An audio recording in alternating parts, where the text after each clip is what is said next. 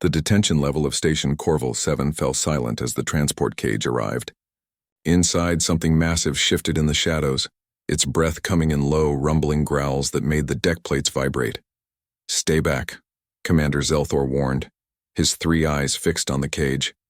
The Kryn officer had seen many dangerous creatures in his career, but nothing quite like this. The Vaxarian Terror-Hound has killed 4 handlers already. Ashley Chen leaned against the wall, arms crossed, her maintenance jumpsuit stained with grease from the morning's repairs. "And you brought it here, why exactly?" "Military asset," Zelthor explained, mandibles clicking nervously. "Supposedly, the Vaxarians bred them for war, perfect killing machines. This one's being transferred to the research facility on Outpost 9. The creature slammed against the cage bars, and everyone except Ashley flinched. Through the gaps, she caught glimpses of midnight black fur, razor-sharp talons and eyes that glowed like molten copper.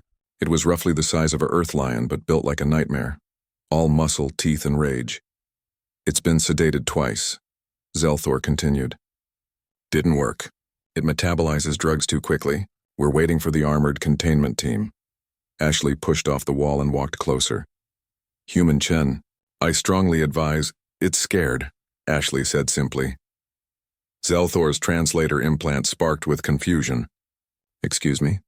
"Look at it." Ashley stopped a meter from the cage. The Terror-Hound's lips peeled back, revealing teeth that could shear through hull plating. But Ashley had grown up on Luna Station's outer ring, where she'd learned to read body language that most people missed. "See how it's keeping its weight on its back legs? The way its shoulders are hunched? It's not attacking, it's cornered. It killed four beings who probably treated it like a weapon instead of a living thing." Ashley knelt slowly, making herself smaller. The Terror-Hound's snarl faltered for just a moment. Behind her, Alex Martinez from Hydroponics had arrived with the sedative delivery she'd requested earlier. "Ash, what are you doing?" "Something probably stupid," she admitted. "Alex, remember that feral cat colony we dealt with in Section 7? "Yes, but this isn't a—" Alex stopped, understanding dawning. "You're insane." "Maybe." Ashley extended her hand toward the cage, palm down, fingers relaxed. The Terror-Hound snapped at the air, missing her hand by centimeters. She didn't pull back. "Human Chen, step away immediately." Zelthor reached for his plasma pistol. "Don't," Alex said quietly, moving between the commander and Ashley. "Just give her a minute." Ashley stayed perfectly still, her hand unwavering. She kept her breathing slow and steady, her gaze soft rather than direct. The Terror-Hound snarled again, but with less conviction. Its copper eyes locked onto hers, and she could see something beyond the rage. Exhaustion, confusion, loneliness. "Hey there," she murmured, her voice barely above a whisper. "Yeah, I know. Everyone's scary, everything's loud, and nobody speaks your language. I get it." The creature's ears, hidden until now, twitched forward slightly. "That's right," Ashley continued. "I'm not here to hurt you. Nobody here is going to hurt you. Not while I'm around." Minutes stretched like hours.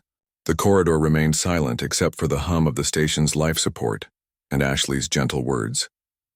Slowly, impossibly, the Terror-Hound's posture shifted. Its shoulders relaxed a fraction. The snarl faded to a low rumble. Then it did something that made Zelthor's skin crystals flash in shock.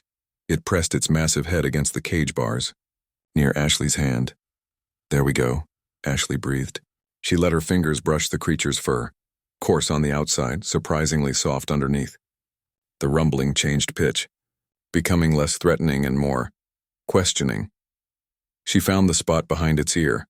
All creatures seemed to have one, and scratched gently.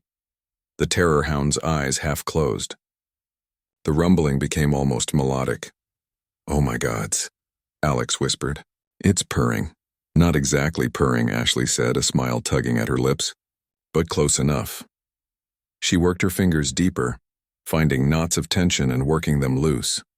The Terror-Hound leaned into her touch, its weight pressing against the bars.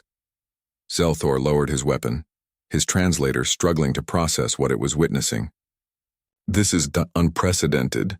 Humans," Ashley said, never stopping her scratches, "spent thousands of years domesticating predators. We turned wolves into dogs, wildcats into companions. We see something fierce and dangerous. And our first instinct isn't always fear. Sometimes it's, I wonder if it likes belly rubs." The Terror-Hound's tail, thick as Ashley's arm and tipped with bony spikes, began to wag. Slowly at first, then with increasing enthusiasm, it's wagging? Zelthor sounded utterly baffled. Universal language, Alex grinned. Happiness. Ashley stood slowly, maintaining contact with the creature. Commander, I have a proposal. Cancel the transfer to Outpost 9. Let me work with her. Yes, her, I checked. Here on Corval 7, give me 2 weeks. Absolutely not. The liability alone. 2 weeks, Ashley repeated. If I can't make progress, send her wherever you want. But I think she's been treated like a weapon for so long, she forgot she's actually a living being. Someone just needs to remind her. The Terror-Hound, no longer so terrifying, pressed harder against Ashley's hand, her copper eyes soft and almost pleading. Zelthor's crystals flickered through several colors before settling on resigned blue. 2 weeks, human Chen. But if anything goes wrong, it won't, Ashley promised, her fingers still working behind those massive ears. Will it, girl?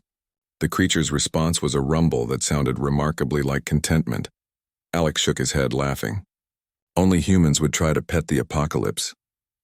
That's why they call us crazy, Ashley replied, grinning. We just call it making friends.